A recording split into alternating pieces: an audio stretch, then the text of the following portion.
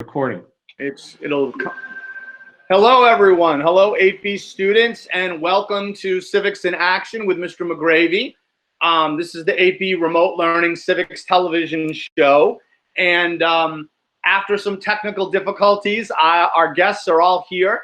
I'm very, very excited to have two judges that have come to Civics Day many, many times. Judge Mark Sullivan, who is going to be on the phone, and Judge Michael, correct me right now before I mess it up. Uhlarik. Fantastic. Welcome both of you. Welcome both of you to the show.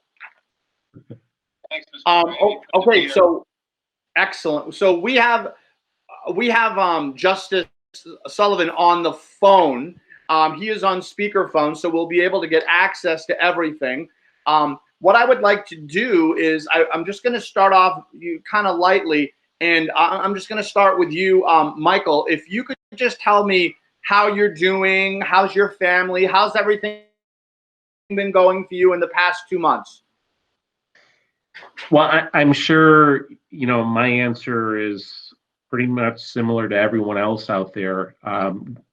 We're dealing with this without any sort of prior experience. We now, I'm trying to think, I believe this is the 9th week since the courthouses have been closed to the public. The courthouse has always stayed open, so work can happen, but for people to go into it, it's been closed now for 9 weeks. So we're spending a lot of time at home and doing court business telephonically or Zoom conferences. But personally, it's just me trying to adapt to having extra time that I've never been used to in my career, and trying to keep up to date on the ever-changing rules that the court has implemented. But as to my family, we're doing fine. So I hope everyone out there also is doing okay. Thank you. And Mark, how are you doing?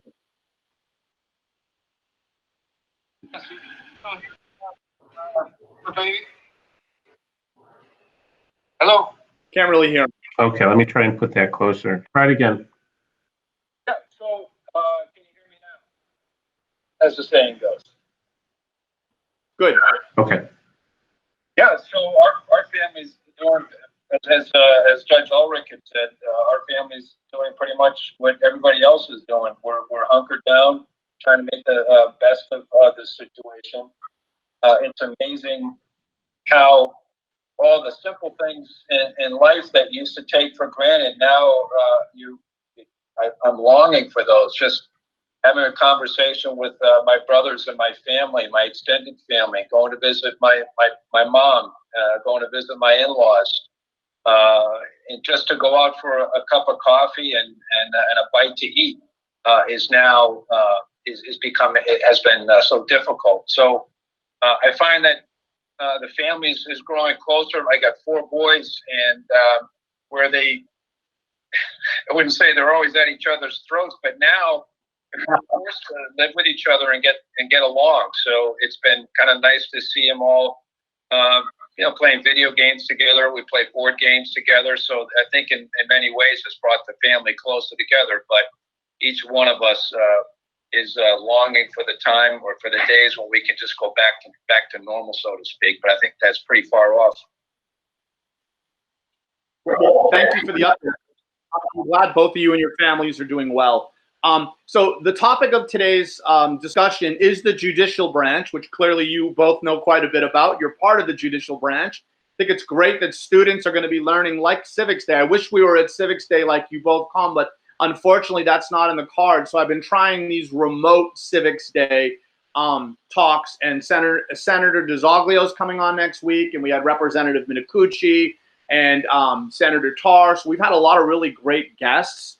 I did want to make a reference to my students. I did want to call this episode Here Comes the Judge, Here Comes the Judge, but I don't think any of them would get the laugh-in reference. So I think that would be Probably lost. not. I think that would be lost on them. But Actually, okay, we're gonna, yeah. I wanted to correct you. I think that was Flip Wilson, wasn't it?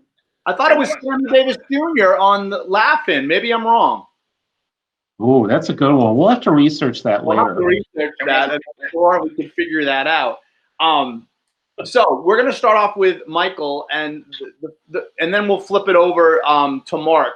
So, Michael, you hinted a little bit already about what's been going on in the courts, and you are in the Lawrence courts. Oh, wait a minute. Someone just joined. Looks like Judge Sullivan is with us. Can you hear us, Mark?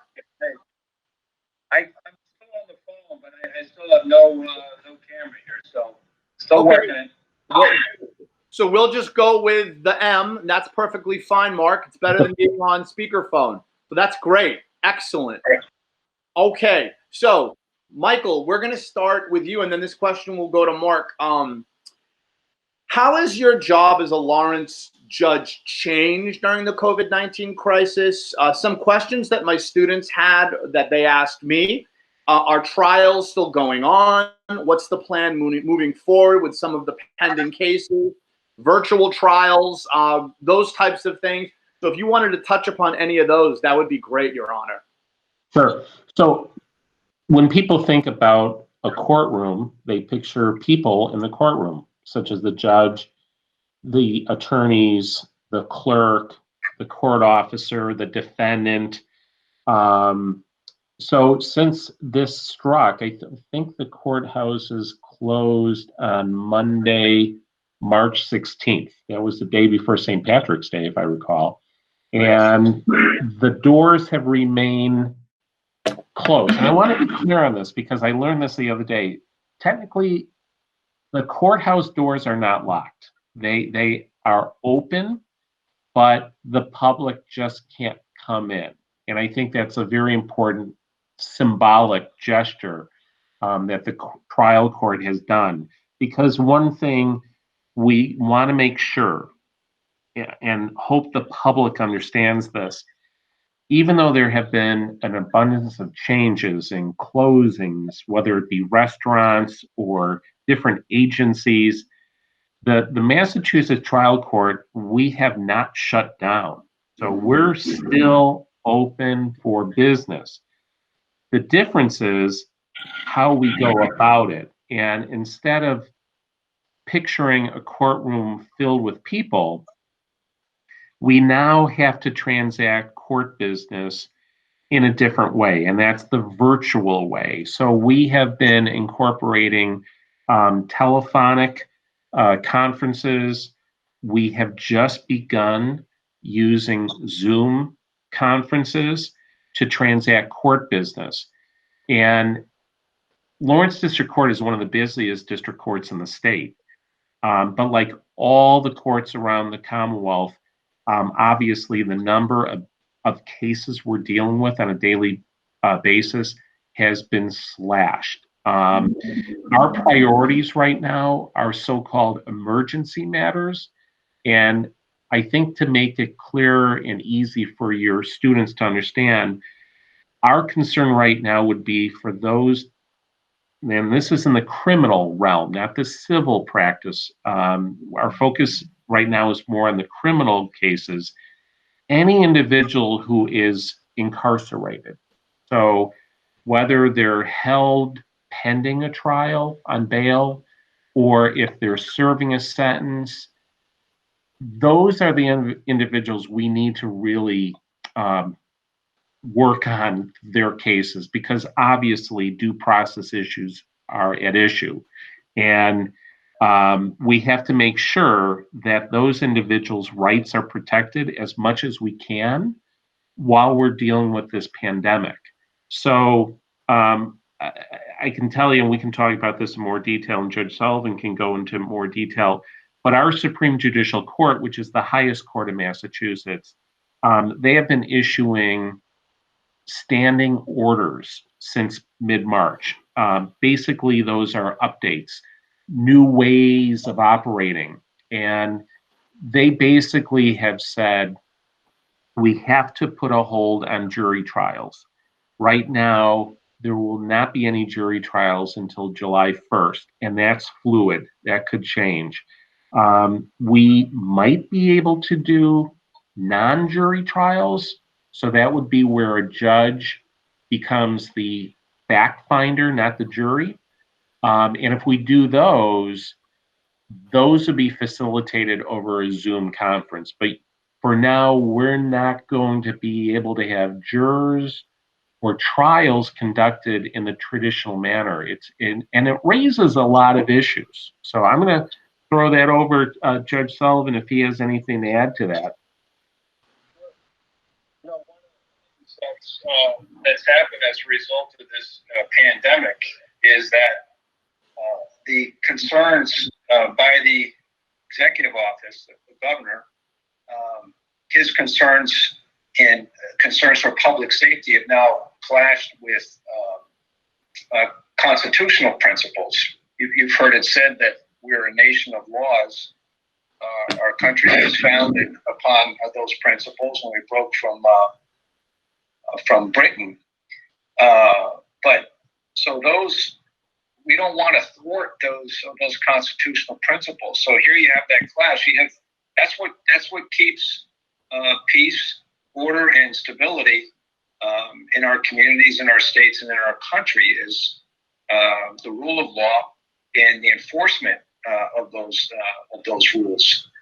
So here we are. We can't have the public entering the courthouse for public health reasons, but yet people are still being wronged. People are still they're still misbehaving. People just because the social distancing has gone into effect, people are still committing crimes. There's domestic violence, which I haven't seen the evidence, but you hear it on the news that domestic violence is up, assaults and batteries with household members, and that's probably as a result, part of this, the need to stay at home and social distance and so forth. But so these offenses are being committed, and all those defendants are entitled to due process.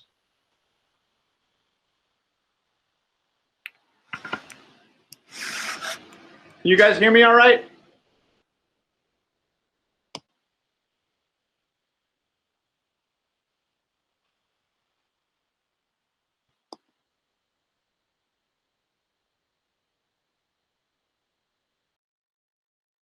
You okay? We're having technical difficulties here.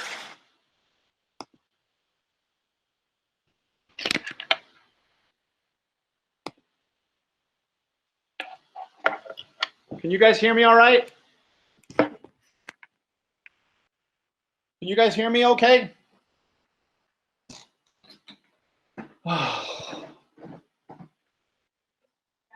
Yeah, it's freezing.